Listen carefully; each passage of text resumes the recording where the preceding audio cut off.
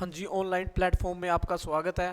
तो हमने कल पीपीएससी पंजाब वीडियो का पार्ट 1 को डिस्कस किया था और इससे बहुत अच्छा आपका रिव्यू मिला। कल कमेंट्स में भी बहुत अच्छा रिव्यू मिला। तो आज हम किसको डिस्कस करेंगे? सेकंड पार्ट को। ठीक है जी, आज सेकंड पार्ट को हम डिस्कस करेंगे। और सेकंड पार्ट में सबसे जो हमारे पास क्या रहेगा, 11th क्वेश्चन रहेगा, वो है देखो सेंट्रल इंस्टीट्यूट, जो क्या है, central institute of agriculture engineering is situated. तो यहाँ पे देखो इन्होंने क्या पूछा, एग्रीकल्चर इंजीनियरिंग का पूछा है, सेंट्रल इंस्टीट्यूट। तो डायरेक्टली आपको ये पता होना चाहिए, देखो कहाँ पे है, कहाँ पे रहेगा जी? ये रहेगा भोपाल में। कहाँ पे रहता है जी? ये भोपाल में रहेगा। ठीक है जी। अगर हम लुधियाना की बात करें ऑप्शंस के हिसाब से अगर देखें तो भोपाल में हमारे पास क्या कौन सा रहेगा? Post harvest. कौन सा रहता है? पोस्ट हार्वेस्ट रहता है। इंजीनियरिंग इंस्टीट्यूट रहेगा वहां पे। ठीक है जी। कहाँ? लुधियाना में। ठीक है जी। अमृतसर में कोई नहीं रहता। भोपाल में अपना एग्रीकल्चर इंजीनियरिंग का रहेगा। अगर जयपुर की बात करें तो कौन सा रहता है? नियाम। तो सुना ही होगा बच्चों आपने नियाम के नाम से। तो नियाम कौन सा है? National institute agriculture.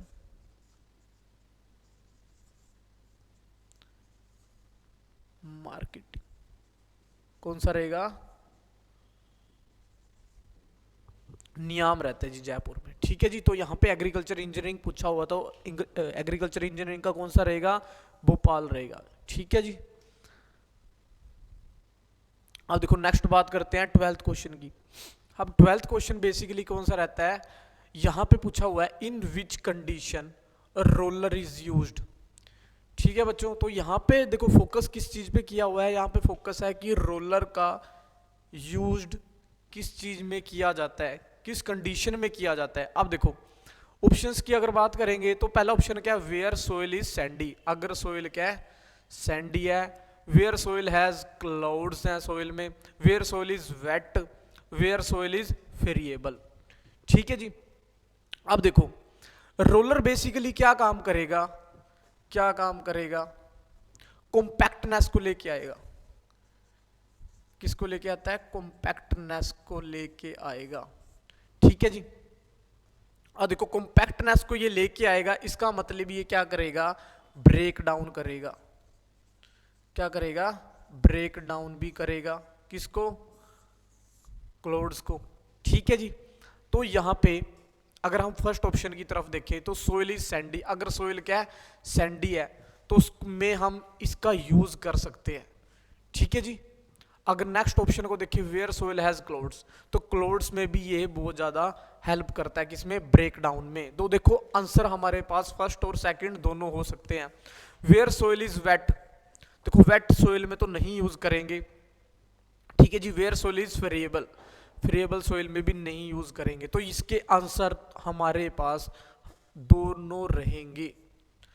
तो इसका डायरेक्ट आपको पता होना चाहिए। अगर आंसर की बात करेंगे तो इस क्वेश्चन के ए एंड बी आंसर दोनों ही हैं। कौन से रहेंगे?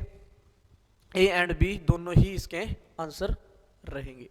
ठीक है जी। हाँ जी। अगर नेक्स्ट क्वेश्चन देखें, देखो suitable season for planting of root cutting. तो यहां पे देखो किस चीज के बारे में बताया गया है? सूटेबल सीजन पूछा है प्लांटिंग ऑफ रूट कटिंग के लिए। ठीक है जी। कौन सा सीजन बेस्ट रहेगा? अगर सीजन बेस्ट की बात करें तो ऑप्शन में सबसे पहले आ रहा है स्प्रिंग, तो दूसरा ऑप्शन आ रहा है समर, तीसरा ऑप्शन आ रहा है रेनी और फोर्थ ऑप्शन आ रहा है विंटर। देखो बच्चों अगर हम किसकी बात करें, हॉर्टिकल्चर की अगर जनरली बात करें, हॉर्टिकल्चर में ज़्यादातर अगर फ्रूट्स की अगर हम कटिंग करते हैं, रूट कटिंग बेसिकली की जाती है, तो ज़्यादातर हम रेनी सीजन में भी करते हैं। ठीक है जी। और किस में भी करते हैं? विंटर में भी की जाती है। ठीक है जी। अब देखो यहां पे अगर हम बात करें एडीयू के पर्पस से, अगर उन्हों का जो पर्पस है रूट कटिंग का, ठीक है जी, तो ज़्यादातर अगर हम प्रेफर की बात करें, जो कॉमनली जब हम यूज़ करते हैं रूट कटिंग को, तो वो किस में यूज़ करते हैं? स्प्रिंग में करते हैं। ठीक है। तो बच्चों यहां पे डायरेक्ट आंसर क्या रहेगा? स्प्रिंग आंसर रहेगा। ठीक है जी। हाँ जी, अगर 14th क्वेश्चन को बच्चों देखें अब, देखो enzyme used for hydrolysis of starch. तो यहाँ पे कौन सा एंजाइम यूज्ड करेंगे हाइड्रोलाइसिस ऑफ स्टार्च? ठीक है जी, अगर हम ऑप्शंस को देखें तो ऑप्शन दिया हुआ है first amylase, cellulose, galactosides and protease. ठीक है जी, अब यहाँ पे एंजाइम कौन सा यूज हो रहा है हाइड्रोलाइसिस ऑफ स्टार्च में? ठीक है जी, अब देखो स्टार्च में अगर हम क्या कर रहे हैं, हाइड्रोलाइसिस अगर ब्रेक डाउन हो रहा है, ठीक है जी, तो कौन करेगा? अब बेसिकली अगर हम माइलेज की बात करें, फर्स्ट ऑप्शन को देखें तो अमाइलेज क्या काम करता है? तो अमाइलेज क्या काम करता है? कार्बोहाइड्रेट को ब्रेक डाउन करेगा। किस में ब्रेक डाउन करता है? स्टार्च में, या बोल सकते हो शुगर में। ठीक है जी, तो इसका आंसर डायरेक्ट क्या रहता है हमारे पास? अमाइलेज रहता है। ठीक है जी, अगर नेक्स्ट बात करें ऑप्शन की सेलुलोज, तो सेलुलोज क्या बेसिकली एक किस में रहता है हमारे पास? सेल वॉल का मेजर कंस्टिट्यूट होता है, मेजर कंस्टिट्यूट होता है किसका? सेल वॉल का। तो ये तो नहीं होगा और सी भी नहीं होगा। अगर फोर्थ की बात करें प्रोटीएज की, तो ब्रेक डाउन किस में करता है?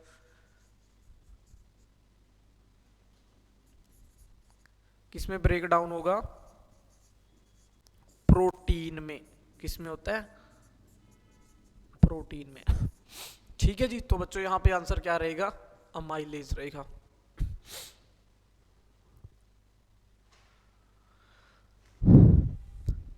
अब 15th अगर क्वेश्चंस की बात करें, 15th क्वेश्चन आया हुआ है the field rats are controlled by. ठीक है जी, अब देखो फील्ड रैट्स को हम कंट्रोल किससे करेंगे? रोडेंट्स से करेंगे बच्चे। किससे करते हैं? रोडेंट्स से करेंगे, इनको किल करेंगे। तो डायरेक्ट हम किसका यूज करते हैं? तो किसका करते हैं? जिंक फोसोफाइड का हम क्या करते हैं? यूज करते हैं इनको किल करने के लिए। ठीक है जी, तो यहाँ पे डायरेक्ट आंसर क्या रहेगा? जिंक फोसोफाइड रहेगा, ना कि जिंक ऑक्साइड रहेगा, ना जिंक क्लोराइड रहेगा, ना कॉपर सल्फेट रहेगा। ठीक है जी, इनका कभी भी नहीं करते। ठीक है जी, किसका यूज किया जाता है? जिंक फोसोफाइड का यूज किया जाता है। हाँ जी, अब अगर नेक्स्ट क्वेश्चन की बात करें, 16th क्वेश्चन को देखें, lady bug is a predator of.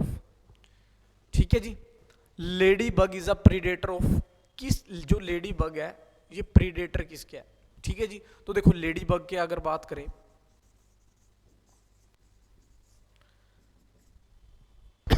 जो लेडी बग है बेसिकली जिन इंसेक्ट्स की स्मूथ स्किन होती है, क्या होती है?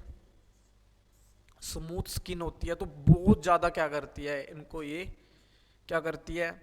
ईट करती है। कौन? Lady bug. और करती किसको है? वो करती है एफिड्स को। किसको करती है? एफिड्स को। एक दिन में अगर लेडी बग की बात करें, एक दिन में कंज्यूम कर लेती है ये 50 to 60 एफिड्स को।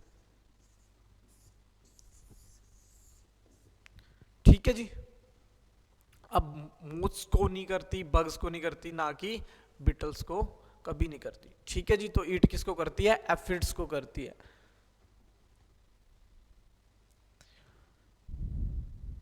हाँ जी, अब नेक्स्ट देखो क्वेश्चन है 17, the temperature requirement of rice blooming stage. अब ब्लूमिंग स्टेज कौन सी रहेगी? बेसिकली ब्लूमिंग स्टेज रहती है फ्लावरिंग स्टेज।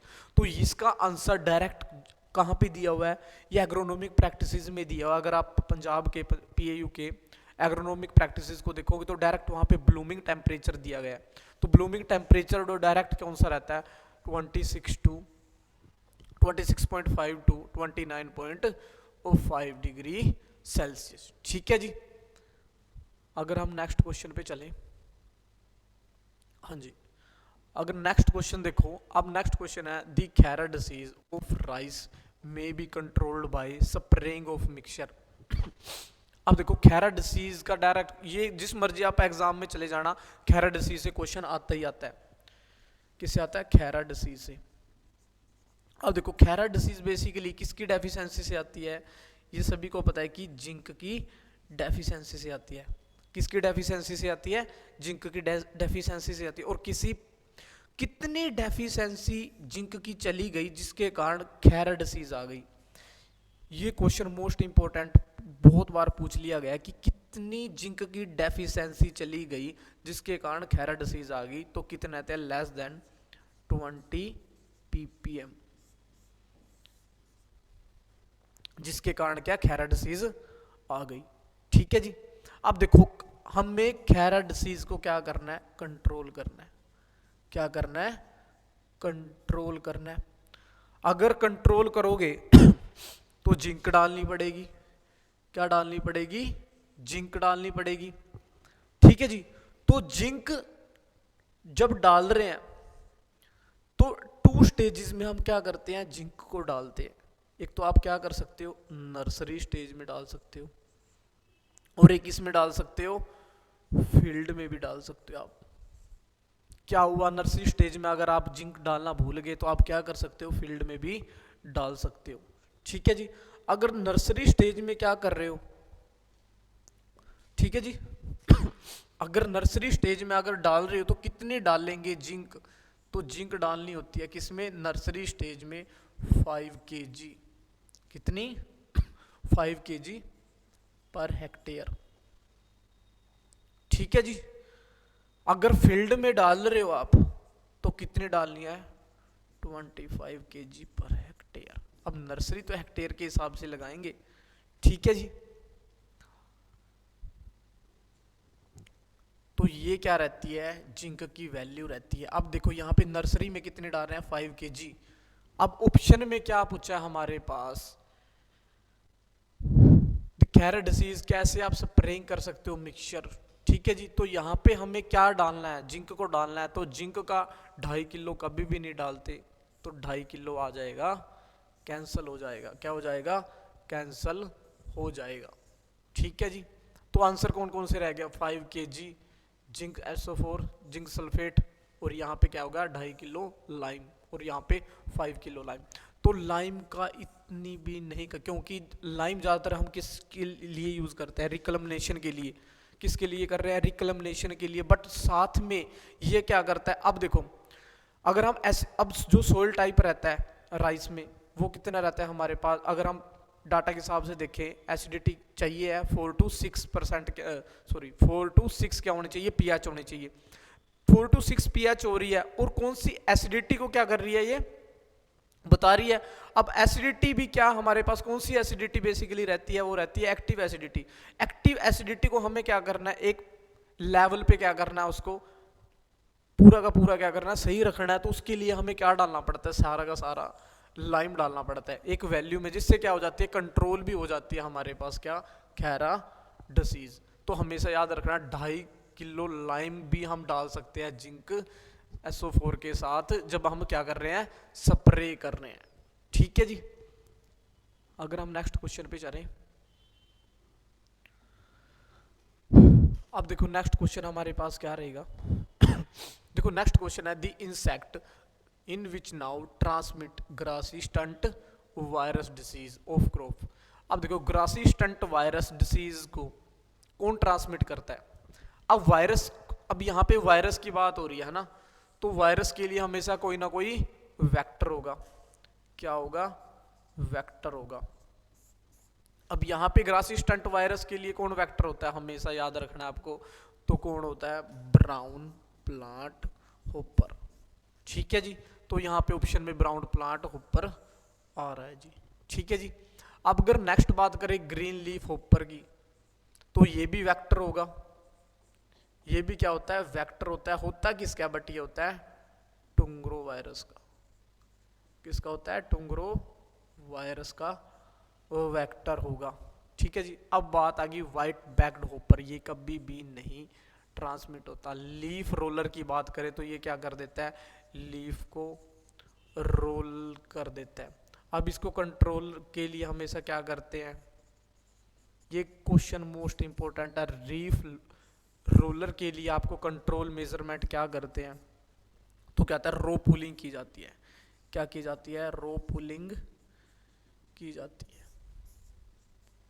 ठीक है जी।